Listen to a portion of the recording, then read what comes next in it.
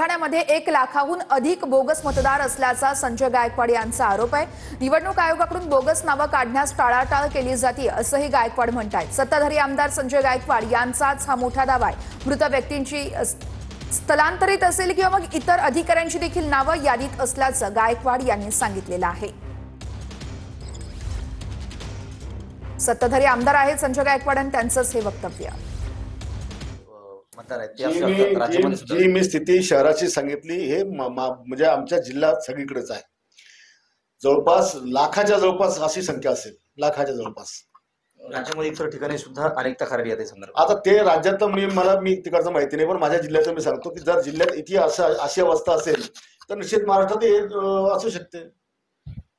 नक्कीच। तर हे होते शिवसेनेचे आमदार संजय गायकवाड। कॅमेरामन नीरज देशमुखसह गणेश सोळंकी, TV9 मराठी, बुलढाणा।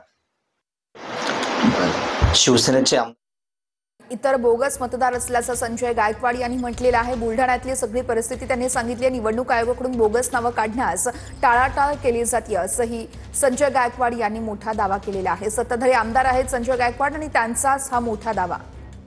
आयोगाकडून बोगस नावं काढण्यास टाळाटाळ केली जाते। बुलढाण्यात 1 लाखाहून अधिक बोगस मतदार आहेत असा आरोप देखील संजय गायकवाड यांनी केलेला आहे। सत्ताधारी आमदार आहेत संजय गायकवाड आणि त्यांचाच हा मोठा दावा।